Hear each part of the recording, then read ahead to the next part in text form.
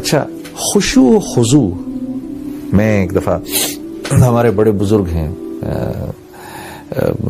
نظام الدین کے مولانا سعد صاحب دامت برکاتہم، ان کا بیان سن رہا تھا، تو مولانا سعد صاحب فرماتے ہیں کہ خشوع سے مراد یہ ہے کہ آدمی اللہ کے سامنے کھڑا ہے، پھر خیال ادھر ادھر گیا، فوراً اس کو واپس لے آیا کہ نہیں میں اللہ کے سامنے کھڑا ہوں. کیونکہ ہر وقت دھیان یہ رہے کہ میں اللہ کے سامنے کھڑا ہوں، یہ تو ایک احسان کی لیول ہے، اللہ وہ ہمیں نصیب کرے. لیکن اگر فرض کریں وہ لیول نہیں مل رہی، کہ اللہ کے نبی کا ارشاد ہے نا کہ اللہ کے سامنے اللہ کی عبادت ایسے کرو، نماز ایسے پڑھو اللہ کے سامنے جیسے اللہ کو دیکھ رہے ہو. اگر یہ نہیں کر سکتے تو کم از کم اتنا کرو کہ جیسے اللہ رب العزت تمہیں دیکھ رہے ہیں. تو میں مولانا سعد صاحب کا ایک بیان سن رہا ہوں، اس میں مولانا فرما رہے کہ خشوع اور خضوع سے مراد کیا ہوئی کہ اللہ کے سامنے کھڑے اور دھیان ادھر ادھر گیا، فوراً دھیان کو واپس لے آئے کہ نہیں میں اللہ کے سامنے کھڑا ہوں، تو اپنے آپ کو مرکوز کر دیا. ہاں، ورنہ تو اللہ کے نبی کا جو ارشاد ہے، جو احسان کا درجہ ہے، اللہ وہ ہم سب کو نصیب فرمائے کہ اللہ کی عبادت ایسے کرو جیسے اللہ کو دیکھ رہے ہو. اگر ویسے نہیں کر سکتے تو پھر ایسے کرو جیسے اللہ رب العزت تمہیں دیکھ رہے ہیں. تو کم از کم درجے میں ہم یہاں تک پہنچیں. پھر اللہ نے چاہا اللہ سے دعا کرو، اے اللہ، جیسے اللہ کے نبی صلی اللہ علیہ وسلم فرمایا کرتے تھے کہ نماز میری آنکھوں کی ٹھنڈک ہے، اللہ نماز کو ہماری آنکھوں کی ٹھنڈک بنا دے. والذین هم عن اللغو معرضون، نماز کلمے کے بعد سب سے بڑی عبادت جو اللہ کو مطلوب ہے وہ نماز ہے.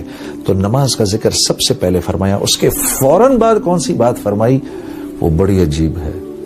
اس کے بعد روزہ رکھنے کو نہیں فرمایا، زکوٰۃ دینے کو نہیں فرمایا، حج کرنے کو نہیں فرمایا. اس کے بعد فرمایا مومنین، میرے کامیاب بندے وہ ہیں جو اپنا ٹائم ضائع نہیں کرتے، فضول کاموں میں اپنے وقت کو ضائع نہیں کرتے. امام ابو داؤد رحم اللہ نے روایت میں آتا ہے کہ 1.5 لاکھ احادیث کا مطالعہ کیا، فرماتے ہیں. پھر فرماتے ہیں میں نے اس میں سے تقریباً 1,500 احادیث نکالی. ان میں سے 4 احادیث جو تھیں وہ ان 1,500 احادیث کا نچوڑ تھیں. وہ کیا تھی؟ سب سے پہلے کون سی تھی؟ انما الاعمال بالنیات. دوسری، جس بات کو اپنے لیے پسند کرو اپنے مسلمان بھائی کے لیے بھی وہی پسند کرو. تیسری، ایک حلال ہے ایک حرام ہے، بیچ میں مشتبہ ہے، جو مشتبہ کو بھی چھوڑ دے گا جب وہ دعا کرے گا فرشتے اس کی آمین پر آمین کہیں گے. اور چوتھی کیا تھی؟ اسلام کی خوبصورتی لایانی سے بچنے میں ہے، یعنی ہر اس کام سے اپنے آپ کو بچانا جس میں نہ دنیا کا فائدہ نہ آخرت کا فائدہ. آج کے دور میں بدقسمتی سے موبائل فونوں نے ہمارے اوقات لے لیے ہیں.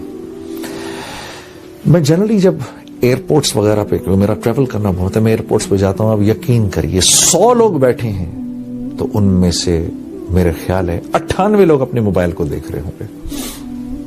بلکہ میں تو کہتا ہوں آج کے دور میں سر اٹھا کے چلنے کی توفیق اس کو ملتی ہے جو اپنے موبائل کو نہ دیکھ رہا ہو.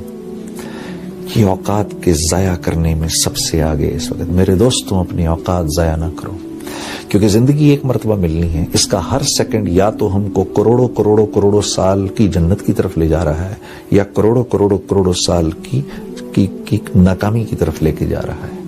اور ان ربک لبالمرصاد، ہاں اللہ رب العزت دیکھ رہے ہیں ایک ایک لمحہ ہمارا. اور یہ زندگی اتنی تھوڑی ہے جیسے برف ہے نا، پگھل رہی ہے، اس نے پگھل جانا ہے. کتنا ہی بڑا بھی برف کا تودا کیوں نہ ہو، یہ پگھل جاتا ہے. تو اللہ رب العزت کامیاب لوگوں کی جو دوسری صفت بیان فرما رہے ہیں وہ یہ کہ وہ اپنے اوقات ضائع نہیں کرتے. اور کامیاب لوگوں کی جو ایک صفت سب میں مشترک ہے کامیاب لوگوں کی، وہ کیا ہے؟